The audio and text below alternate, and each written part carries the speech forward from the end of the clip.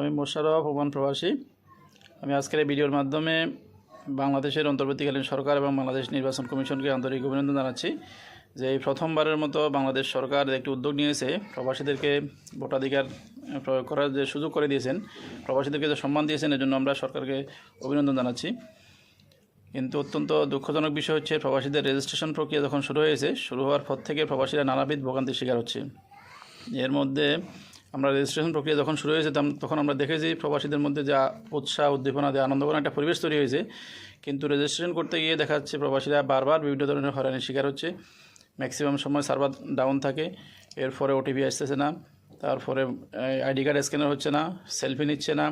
এভাবেই প্রবাসীরা নানাবিধ হয়রানির শিকার হচ্ছে। আর প্রবাসীদের এখানে কর্মব্যস্ত হওয়ার কারণে এই প্রবাসীরা যখনই সুযোগ পায় তখনই চেষ্টা করার পরে দেখা যাচ্ছে এরা নিজেরা পারতেছে না, এরপরে বিভিন্ন ধরনের দ্বারস্থ হচ্ছে। আমি জিয়াউদ্দিন, ওমান প্রবাসী একজন ব্যবসায়ী। আমরা এই নির্বাচনে ভোট দিতে পারবো বলে সকল প্রবাসীরা আলহামদুলিল্লাহ আনন্দিত। কিন্তু অ্যাপসের বিভিন্ন জটিলতার কারণে আমরা এখানে সম্পূর্ণভাবে অংশগ্রহণ করতে পারতেছি না। দেখেন, আমি ওটিপির জন্য অনেকক্ষণ যাবত ওয়েট করতেছি, কিন্তু আমার ওটিপি আসছে না। অনেক ভাই বলতেছেন যখন স্ক্যান করতেছে আইডি কার্ড স্ক্যান নিচ্ছে না। এভাবে বিভিন্ন সমস্যার কারণে আমরা প্রবাসীরা হতাশ। যেখানে ওমানে 9 লক্ষর উপরে প্রবাসী আছে, সেখানে কতজন আমরা এই সমস্যার যদি বিদ্যমান থাকে কতজন আমরা ভোট দিতে পারবো। তো আমি নির্বাচন কমিশন এবং সরকারকে আবেদন জানাবো, যে সংশ্লিষ্ট সবাইকে আবেদন জানাবো যাতে করে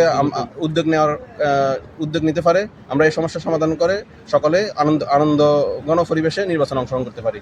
ওমানে বাংলাদেশি মালিকানাধীন গালফ এক্সচেঞ্জ দিচ্ছে সেরা রেট। দেশে প্রিয়জনের কাছে টাকা পাঠাতে আজই যোগাযোগ করুন আপনার নিকটস্থ গালফ এক্সচেঞ্জে। গালফ এক্সচেঞ্জ, বাংলাদেশিদের প্রিয় এক্সচেঞ্জ।